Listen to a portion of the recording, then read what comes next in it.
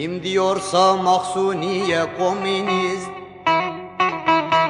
onun imanından şüphe etmeli. Böyle bir millete kim etse gasit, 7 sülalesin topa tutmalı, tutmalı, tutmalı dost dost.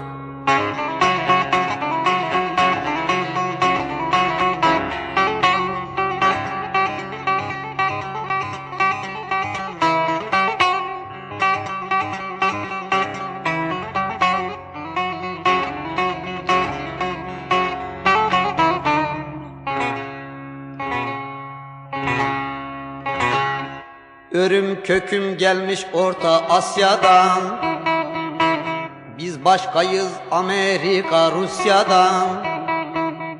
Öyle laf gelmesin bin bir kafadan, ya bunlar delidir ya da sıtmalı, sıtmalı efendim hey.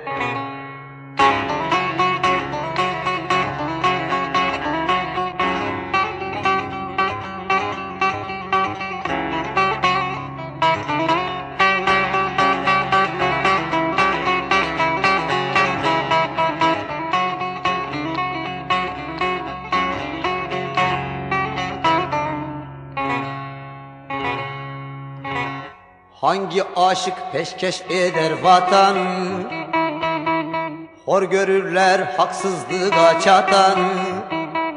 Kına diye ton ton satar esrarı, kına diye ton ton esrar satanı. Hangi mahkemede taşa katmalı, katmalı, katmalı dost.